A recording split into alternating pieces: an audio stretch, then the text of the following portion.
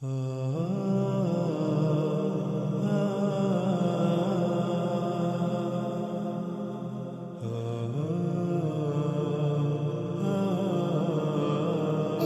علیکم نانا جان پیج سے کہانی سنا دیجیے۔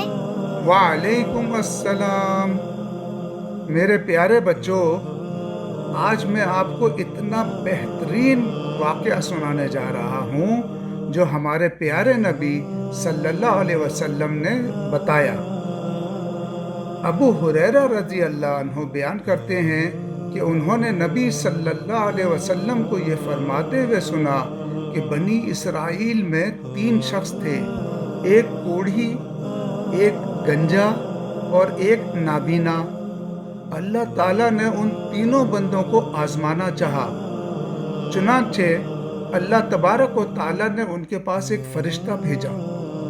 فرشتہ سب سے پہلے کوڑھی کے پاس آیا اور اس سے پوچھا کہ تمہیں سب سے زیادہ کیا چیز پسند ہے؟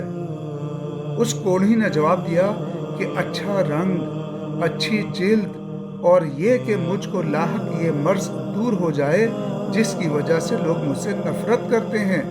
فرشتے نے پوچھا کس طرح کا مال تم زیادہ پسند کرتے ہو؟ اس نے جواب دیا اونٹ، یا پھر اس نے کہا گائے۔ اس بارے میں راوی اسحاق کو شک ہے۔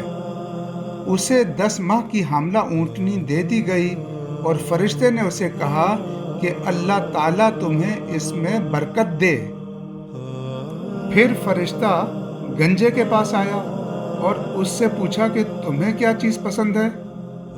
اس نے کہا عمدہ بال، اور یہ کہ میرا یہ عیب ختم ہو جائے جس کی وجہ سے لوگ مجھے ناپسند کرتے ہیں۔ فرشتے نے اس کے سر پر ہاتھ پھیرا جس سے اس کا یہ عیب جاتا رہا اور اس کے عمدہ بال آ گئے۔ فرشتے نے پوچھا کہ کس طرح کا مال تمہیں زیادہ پسند ہے؟ اس نے کہا کہ گائے یا اونٹ، چنانچہ اسے حاملہ گائے دے دی گئی۔ اور فرشتے نے اس سے کہا کہ اللہ تعالیٰ تمہیں اس میں برکت دے۔ پھر فرشتہ اندھے کے پاس گیا اور پوچھا کہ تمہیں کیا چیز پسند ہے؟ اندھے شخص نے کہا کہ اللہ تعالیٰ مجھے میری بینائی لوٹا دے تاکہ میں لوگوں کو دیکھ سکوں۔ فرشتے نے ہاتھ پھیرا اور اللہ تعالیٰ نے اس کی بینائی لوٹا دی۔ فرشتے نے پوچھا کہ کس طرح کا مال تمہیں زیادہ پسند ہے؟ اس نے کہا کہ بکریاں۔ فرشتے نے اسے ایک حاملہ بکری دے دی۔ پھر تینوں جانوروں کے بچے پیدا ہوئے، یہاں تک کہ کوڑھی کے اونٹوں سے اس کی وادی بھر گئی، گنجے کی گائے بیل سے اس کی وادی بھر گئی، اور اندھے کی بکریوں سے اس کی وادی بھی بھر گئی۔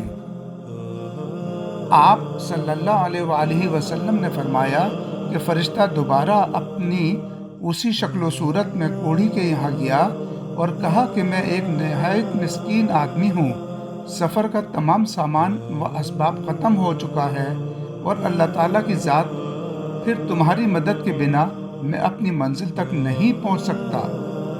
میں تم سے اسی ذات کا واسطہ دے کر جس نے تمہیں اچھا رنگ، اچھی جلد اور مال عطا کیا، ایک اونٹ کا سوال کرتا ہوں جس پر میں اپنا سفر طے کر سکوں۔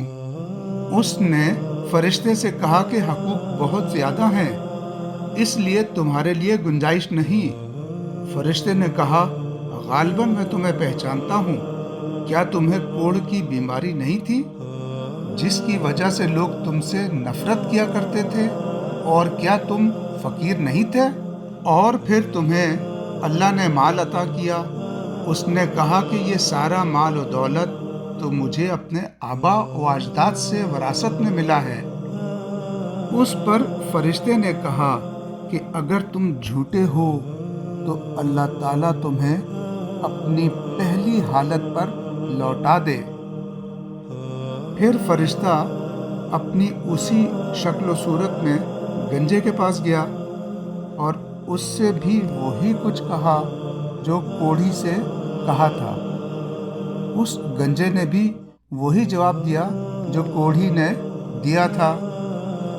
فرشتے نے کہا کہ اگر تم جھوٹے ہو تو اللہ تعالیٰ تمہیں اپنی پہلی حالت پر لوٹا دے۔ آپ صلی اللہ علیہ وآلہ وسلم کہتے ہیں کہ اس کے بعد فرشتہ اپنی اسی شکل و صورت میں اندھے کے پاس گیا اور کہا کہ میں ایک نہایت مسکین اور مسافر آدمی ہوں، سفر کے تمام اسباب و وسائل ختم ہو چکے ہیں اور اللہ تعالیٰ کی ذات پھر تمہاری مدد کے بنا میں اپنی منزل تک نہیں پہنچ سکتا۔ میں تم سے اسی ذات کا واسطہ دے کر جس نے تمہیں بینائی دی ایک بکری مانگتا ہوں جس سے اپنے سفر کی ضروریات پوری کر سکوں۔ اندھے نے جواب دیا کہ واقعی میں اندھا تھا اور اللہ تعالیٰ نے مجھے بینائی عطا فرمائی، جتنی چاہو بکریاں لے لو اور جتنی چاہو چھوڑ دو۔ اللہ کی قسم، آج اللہ کے لیے جو چیز بھی تم لوگے اسے لینے سے میں تمہیں نہیں روکوں گا۔ اس پر فرشتے نے کہا کہ اپنا مال اپنے پاس رکھو، یہ تو صرف تم لوگوں کا امتحان تھا اور اللہ تعالیٰ تم سے راضی اور خوش ہے اور تمہارے دونوں ساتھیوں سے ناراض ہے۔ پیارے بچوں، اس واقعے سے ہمیں یہ معلوم ہوتا ہے کہ اللہ تعالیٰ ہمیں دونوں طرح سے آزماتا ہے، کبھی وہ دے کر کے آزماتا ہے اور کبھی وہ لے کر آزماتا ہے۔